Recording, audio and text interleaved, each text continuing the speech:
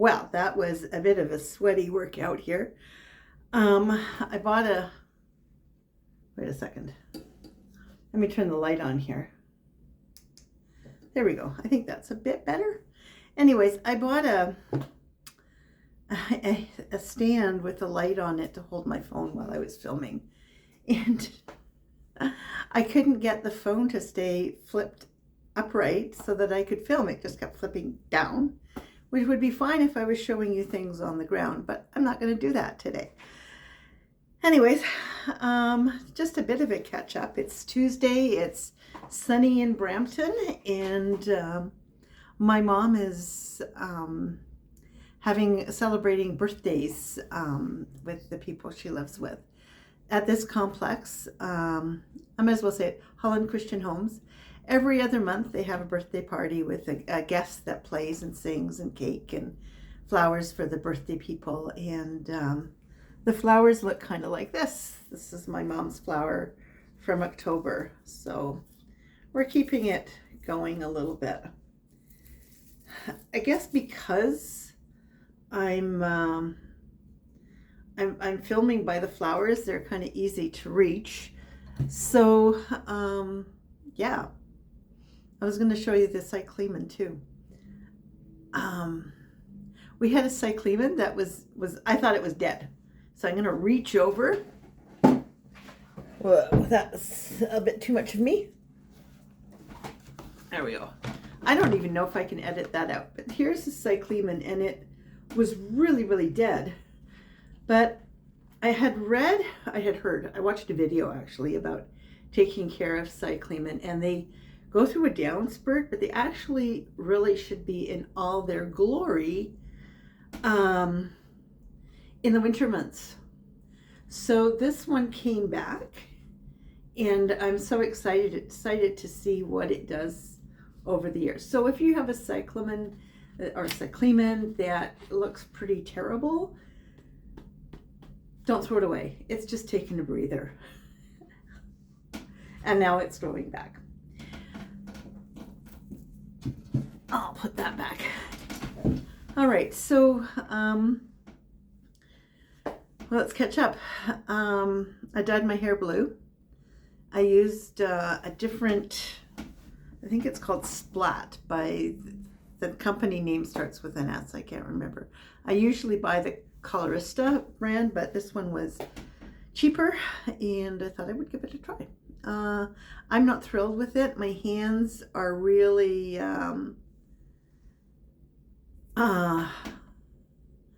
still purple or blue. Yeah, it didn't rinse out easily when I was done dyeing, and it's really bright. Like it's just really, really much darker than I anticipated. Now I do know that it will fade every time you wash it, and in a couple of weeks it will just have, my brown will be back, and you'll just see blue in the gray areas, and I love that. The fun thing about this was that my mom, I don't know if you've ever done anything crazy in your early 60s like I did. Can't remember if I started dyeing my hair blue after COVID or before. I'm thinking the idea came before, so maybe before COVID, but definitely I've been doing it for a number of years, and the first time, oh my goodness, there was pushback, a lot of pushback. And so I would just go, and I think, okay, I'm going to see my mom at the end of the month. I'm going to dye my hair at the beginning of the month so that it will tone down a little bit before she sees it, right? So I was going to go to my sister's house on the weekend and dye my hair blue. But my mom, she wanted to have blue hair. So we didn't do, I mean, she is completely gray, so her hair is just going to be blue. And I don't think she would be too happy with a head full like this.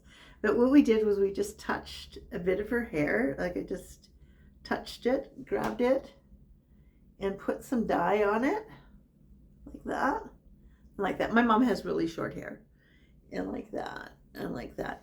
And that's how her hair is blue. It's not blue. It's just little bits of blue, kind of. In Dutch, they have, it's like a twinkle in your eye. In Dutch, it's a glimlachje. So you laugh, but this is like a giggle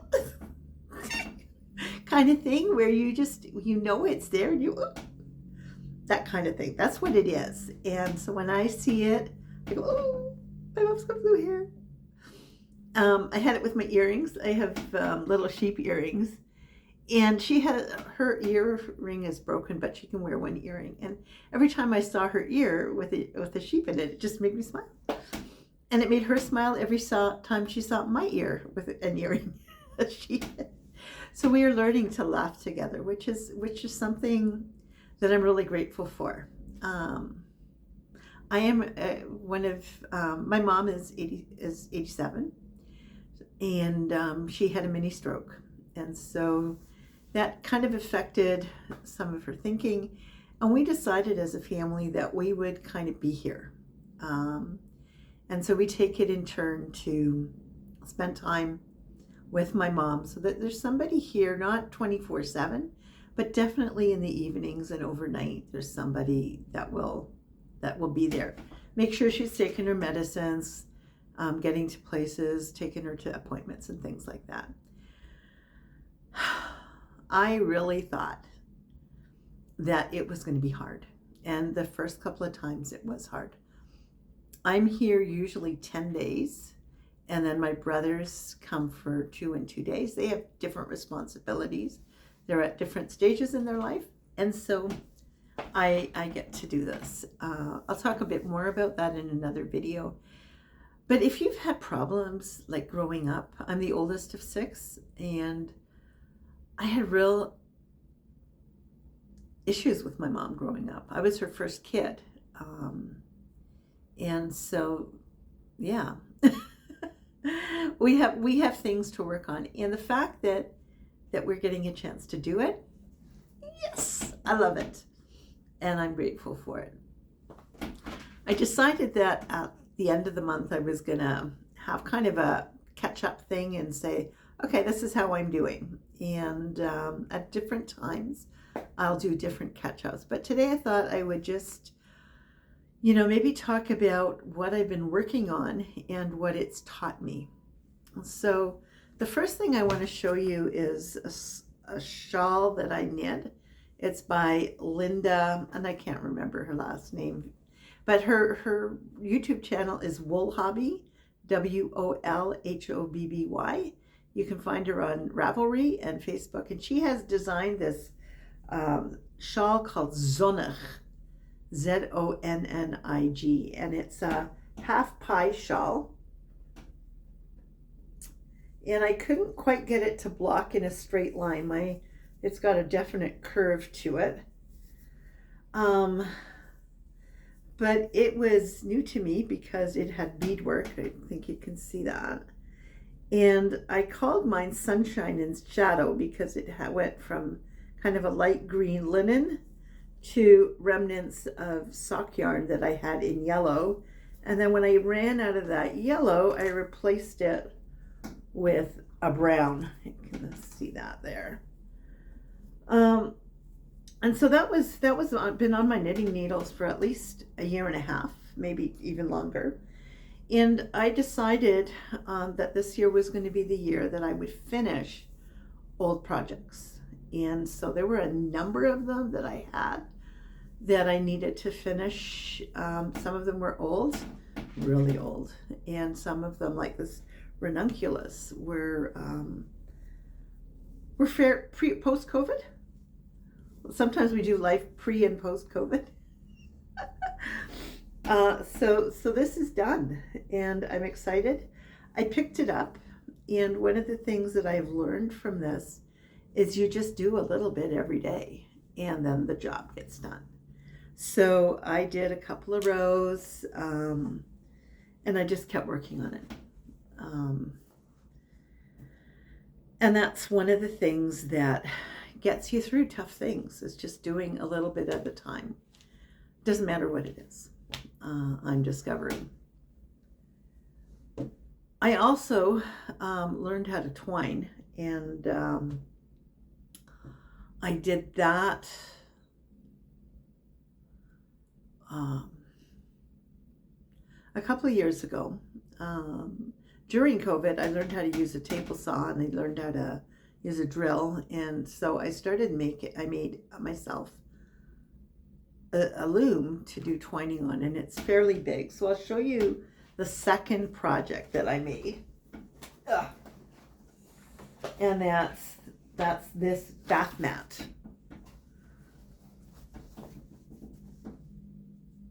No, I don't know if you can see all of it, but it was really an experiment of different techniques that I learned from watching videos on YouTube.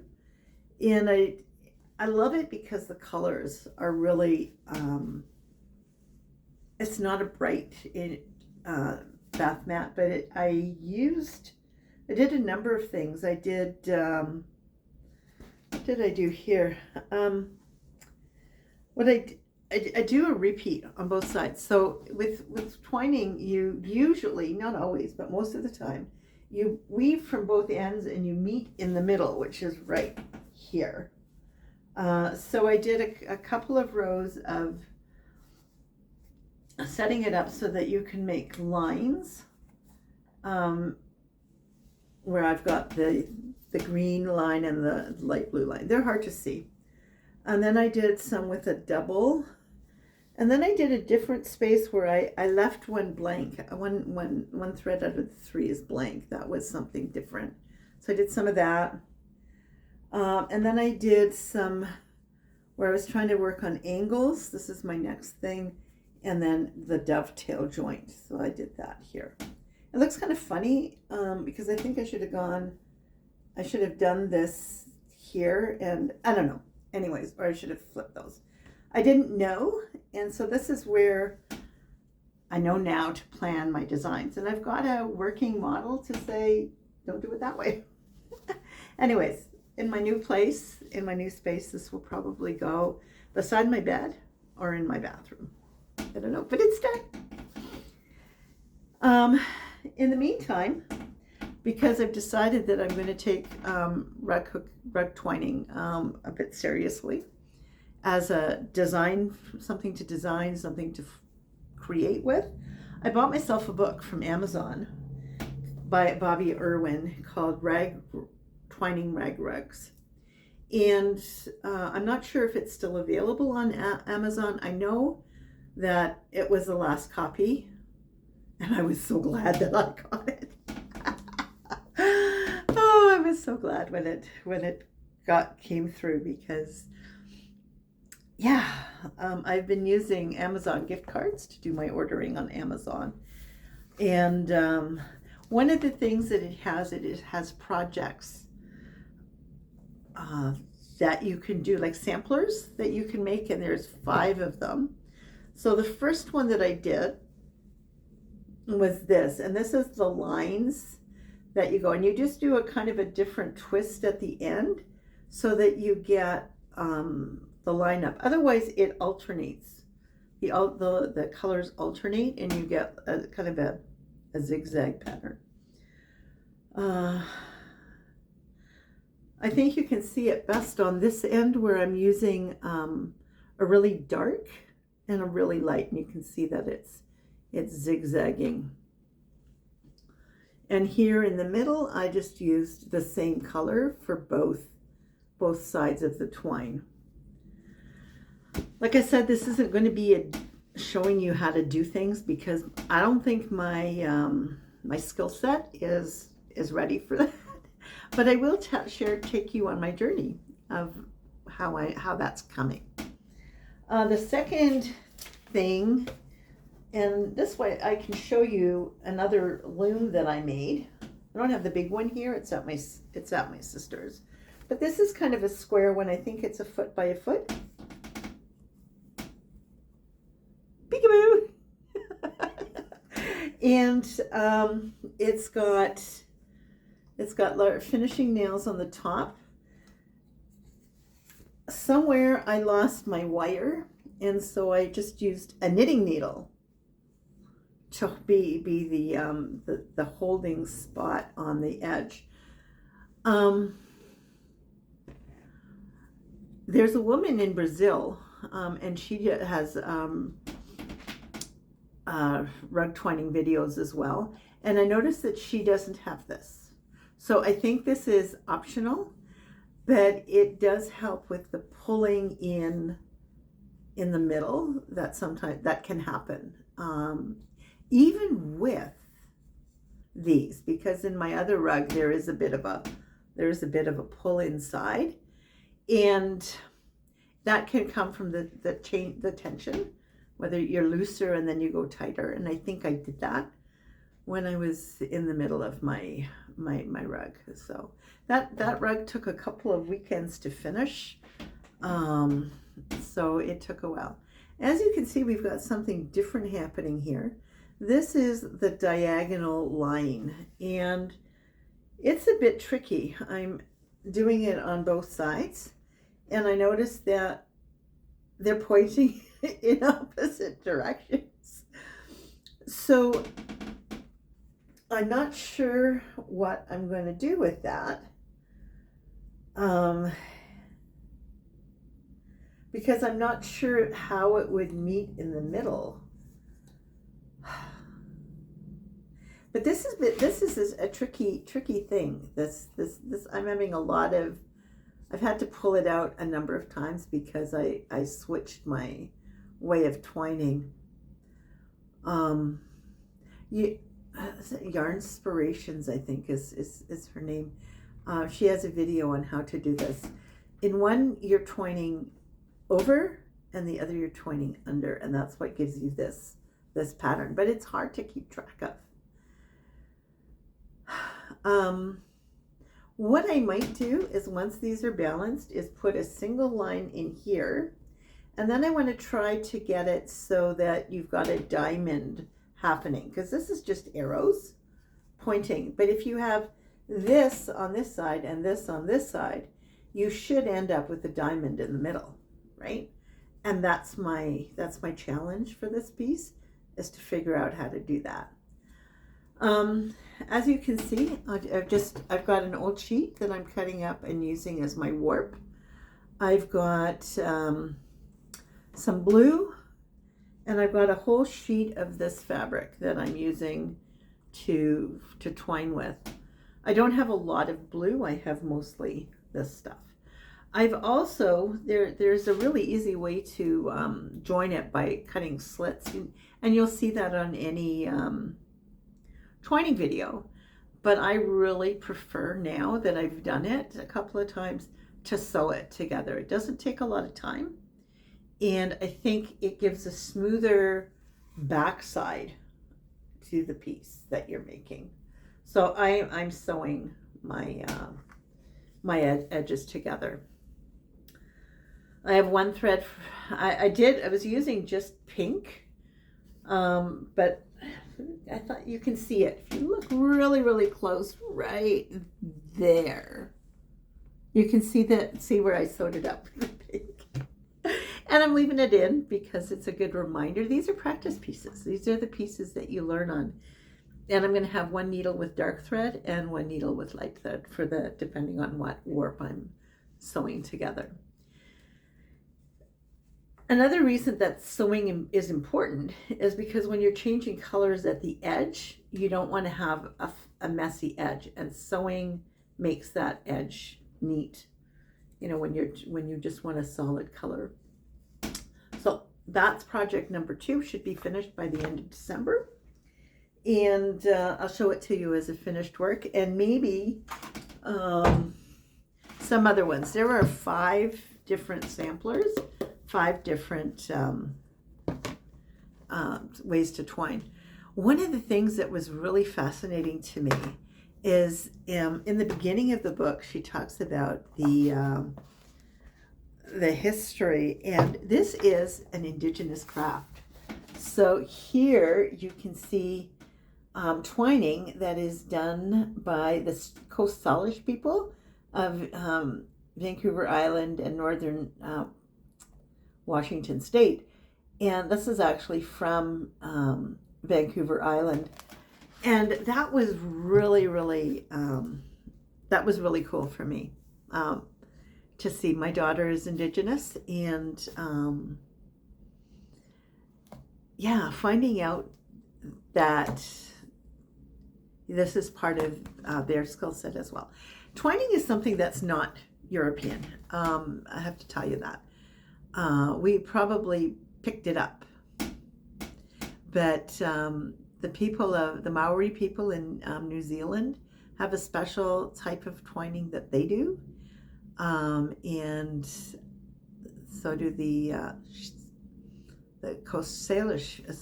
So yeah, I'm just grateful that I get to do it, but it's an old craft. That's a thing. The only other thing that I wanted to talk about for what I'm up to is that I'm knitting Christmas ornaments. And so this is Woodland Beans by, what's her name?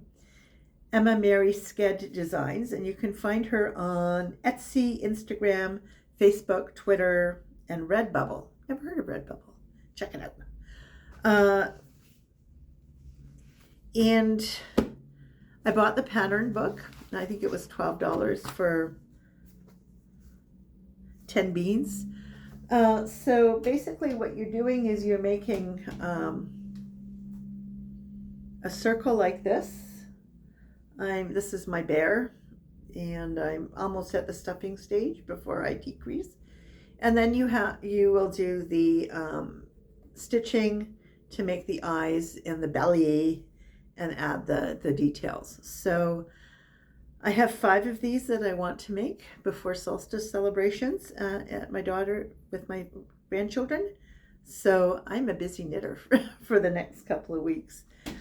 My rug twining might have to take a back seat a little bit.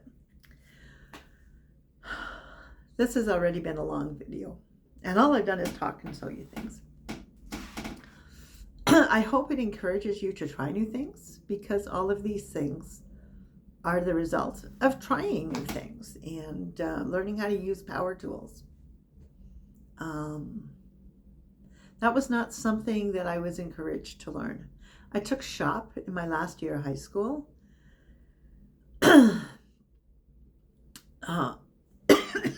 Excuse me. But never went further with it. And I wish I had. So yeah, that's something that's coming into, that I'm going to keep in my abilities, at least to make frames, at least to make looms that I can weave on and grow the skill. If you're starting over, if you start turning over a new page in your life journey, I hope this was encouraging to you. I know it's hard. I miss what I had.